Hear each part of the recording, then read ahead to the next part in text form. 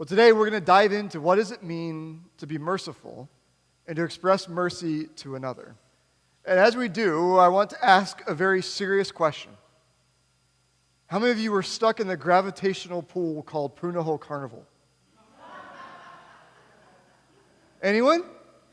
So most of you did not get stuck at the Punahou Carnival. Yes? Well, in this area of town for the last 2 days, you haven't been able to do anything because there's people everywhere. And some people, I found out, just go to the carnival for malasadas. Anyone? And some people went just for the Portuguese bean soup. And some went for shave ice. How many of you went on a ride? Anyone in here? A couple? I wanted to know if anyone tried the zipper. The one that you get into and it makes you spin upside down constantly. I don't know why anyone would pay money to do that. Or the one that goes around as fast as it possibly can. And I think the point is to see how many people will throw up in the midst of that spinning cycle. How many of you went and played the games? Anyone win any prizes? So I took my 2 little ones, and William won a prize. What did you get, a Smurf? Papa Smurf? And then the second time he wanted to get a prize, he wanted Dory. And Dory couldn't remember how to play the game, right? Because Dory didn't remember anything. So it was a dart that you threw and had to pop a balloon. First try, I popped the balloon. I was a hero for a moment.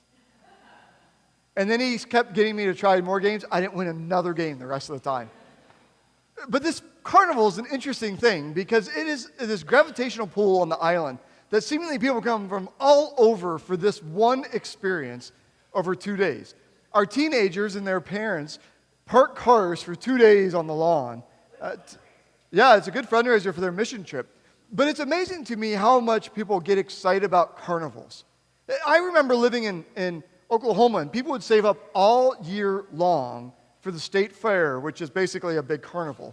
They would wait all year for this one day where they get fried Twinkies, and everything that you eat is incredibly yummy, but no one ever wants to know how many calories are in anything because it's like 5 days worth of calories in one meal.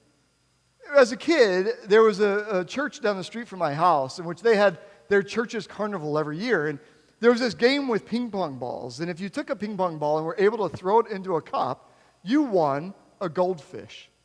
And I would spend all day trying to see how many fish I could win because my mom hated them. So I just wanted to come home and be like, look, Mom, at all my fish that I caught. Or one. But one of the best parts, my friends and I found this one area of the carnival in which they had mirrors. And they were distortion mirrors. Have you ever seen those?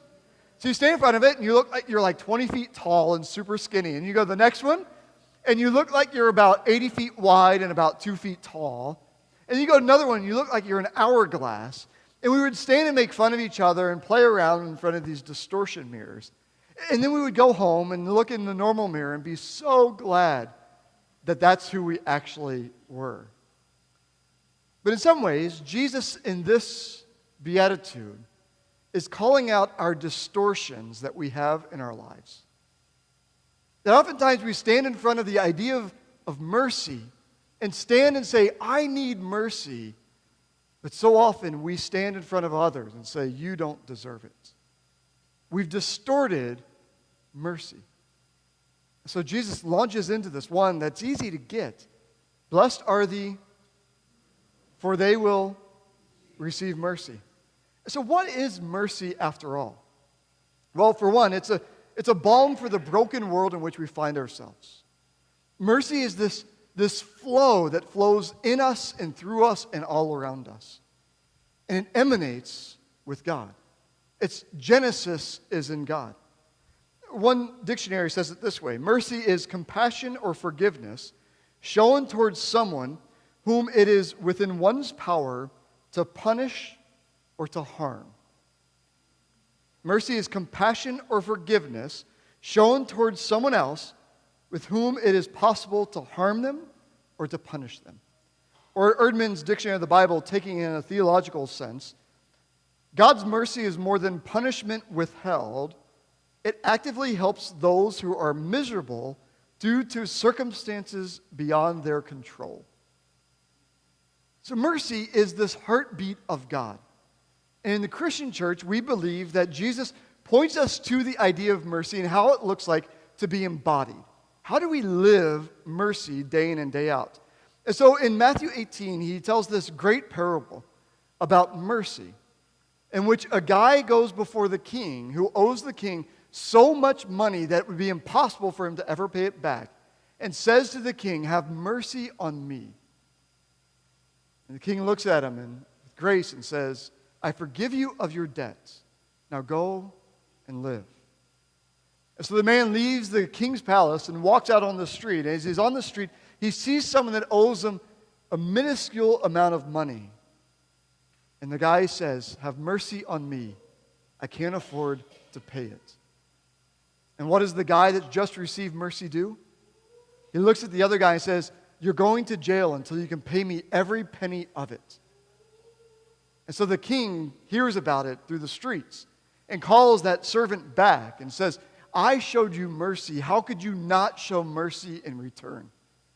And because of what you've done, I no longer give you that mercy, but instead you have to pay it back." So Jesus has some strong words about if we receive an abundance of mercy, how could we ever be a people that don't lavish it on others? But it's the world that we live in, isn't it? That we're quick to ask for it, and if we're honest, we're sometimes slow in giving it. So today, what I want to do is go back to our scriptures and understand the idea of sacrifice and mercy. Because in our scriptures and in Christendom, there's been a lot of teaching about how we need to understand sacrifice. And for me, as you're going to find out, I think there's a better way to see it. So we believe in Jesus, that he is the personification of God in flesh. And in this idea is that God must represent to us the fullness of who God is. That God is revealed to us of the heart of God in the person of Jesus. And so as you know, Jesus was not a Christian. Did you know that? Jesus was Jew. He was born into a Jewish family. They didn't become Christians till after he died. And so Jesus is born into a faith tradition that had a high belief on sacrifice, called the sacrificial system. If you ever want to go be thrilled with exciting details of biblical nuance, go read the book of Numbers. The book of Numbers. If you get through it, God bless you. It is the most dense and ununderstandable book, partly because we don't live in a sacrificial system. But the idea was that because of, and this is probably how you've heard it taught, because of how evil you are, or bad you are, or sinful you are, God is so good and holy that he can't see us and associate with us because we are so bad. And so the picture that's painted is up here of an angry God that needs vengeance in order to appease his wrath. And so how does one appease the wrath of God? Sacrifice. And so the book of Numbers says, by the way, if you leave the parking lot today and turn out onto Punahou and turn left, and you cut someone off and they honk at you, and you flip them off, which you would never do, the idea in the sacrificial system would be because you did something wrong, you would come to me or to Pastor Brandon and ask, how many doves do I need to sacrifice to be clean? And then once a year, we as a community would come and we'd make Brandon be the one that goes into the Holy of Holies to slit the throat of a perfect lamb so its blood would pour out. Gory, yeah? And so that way God's anger and wrath would be appeased. And that, quite honestly, is how most people believe God exists. Because it's taught most often in churches. God is angry with us. We need a perfect lamb to be slaughtered so that way God can see us as though we're as white as snow. All stuff that you can find in the scriptures, by the way. But here's the issue. God's angry, wrathful, The Father is mad, and you are bad. And then we got Jesus, who's a part of the Trinity as well, and reveals to us the heart of God. Why is he such a hippie? Why is he talking about peace and love and grace and mercy and forgiveness if he is representing the Trinity that's mad? And so does the Father sacrifice the Son so that blood of Jesus ends up appeasing the anger of Jesus himself? Or have we missed it? I have this belief after going through lots of psychology classes in seminary that God is not schizophrenic. Would anyone else agree to that? I mean, sometimes I feel like he is because he doesn't answer my prayers the way I expect him to. But God, in its essence, is not schizophrenic. That in this Trinity is God's personhood.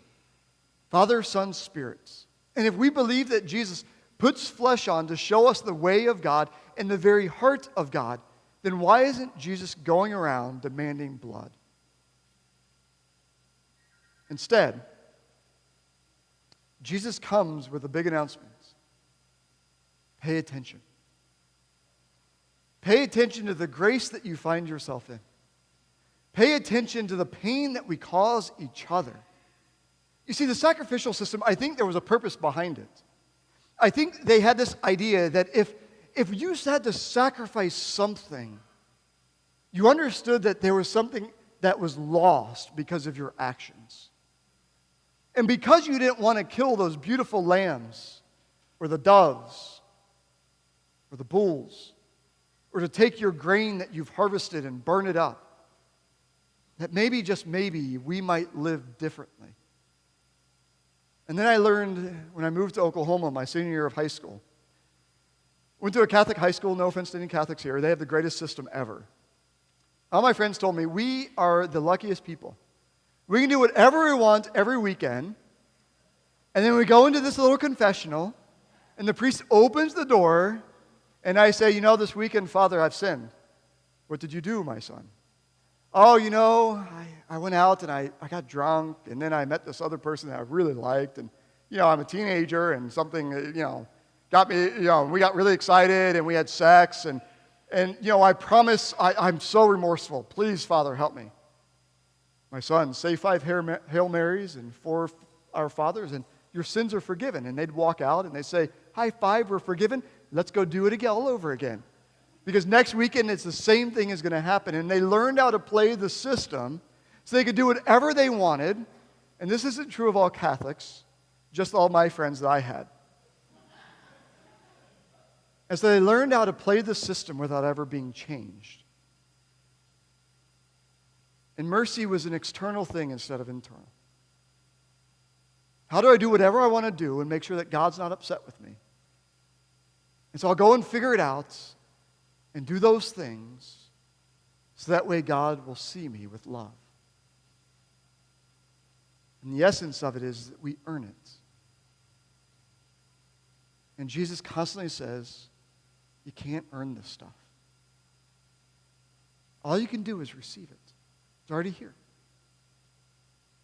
So Jesus, in Matthew's Gospel, chapter 9, tells this story.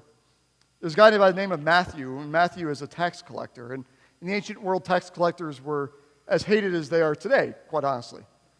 But the problem with the tax collector in the ancient world was that they were thieves, because they would take the taxes they needed to collect for Rome, and then they would take a cut for themselves. And not only that, they were doing it to their own kin, their own people. So Jesus is walking along and sees Matthew sitting at a kiosk collecting his taxes. And Jesus says to him, follow me. And he got up and he began to follow. As Jesus sat down to eat in Matthew's house, many tax collectors and sinners joined Jesus and his disciples at the table. Did you get that? Many tax collectors, the despised people, and the sinners, the non-holy, the ones that haven't made their way and done the right things to be considered good, are sitting at the table with Jesus. But when the Pharisees, the religious establishment, saw this, they said to his disciples, "Why does your teacher eat with tax collectors and sinners? Doesn't he know our laws, the purity codes that he's going to have to go now clean himself and make sacrifice in order to be seen as clean? What is wrong with this guy?" When Jesus heard it, he said, "Healthy people don't need a doctor, but sick people do. Go and learn what this means. I want mercy and not sacrifice." I want mercy, not sacrifice.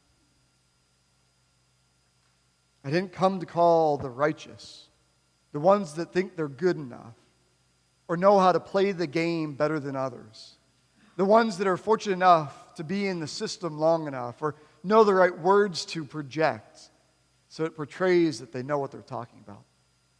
I came to call the sinners, the ones that know they don't have it together, the ones that are already broken and struggling, the ones that realize that I'm in need of something greater than myself.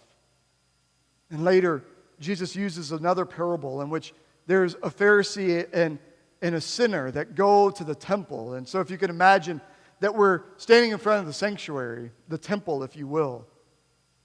And the Pharisee comes up and says, "Here I am. I'm so good. I give 10% of everything I have to the church. I fast not just once a week, but twice a week. I know all the favorite songs and lyrics. I know all the right things to say. And I look back at that sinner and thank you, God, that I am not like him. I am good." Across Baratania Street is the sinner who falls down to the ground and says, "Have mercy on me. Have mercy on me, a sinner." Who goes away justified? Not the one that thinks they have it all together, but the one who has nothing but hope of mercy. Mercy is something that is received, and it must be something that is given. Mercy is an internal response to another. It costs me something. To be merciful to another is to say, "You hurt me deeply, and I forgive you anyways." To show mercy is to see someone that's in great need and say, I have no reason, and there's no way you can pay me back, but I'm going to do it because it's the right thing to do. Mercy is a people like us that stand underneath of a waterfall of mercy, that are invited to just bathe in it and then to give it away. For a moment, I want you to look at a picture and see what you see. 2012, a beat cop in New York City in late November was walking on a beat he's never walked before and walked past a man with no shoes. He said he could see his blisters from a long distance away. He walked up to him and asked him, "Where are your shoes?" And the homeless man said, "I've never owned a pair." The beat cop noticed that he was sitting in front of what? A shoe store. People coming in and out all day long. And no one even stopped. And so the cop asked him, "What size shoe do you wear?" And he said, "I wear a 12. And the cop walked into that front door and said, "I need the best boot you have in size 12 and some socks." And they said, "Why?" He said, "Because there's a man sitting outside with no shoes and he's cold." And he walked out and knelt down next to this homeless man. And the story goes, began to give him the shoes by putting them on his feet. Mercy. It's the story of our faith. The homeless man didn't earn it. and he would never be able to pay it back. But he received it. And you and I are invited to receive the mercy of God, not just this day, but every day, for it is new every morning. And not to hoard it, but to let it flow. To those that have wronged you, to those that you've never known, to those that can never pay it back. That is the economy of grace that we find ourselves in God's kingdom. May we live it together. Amen.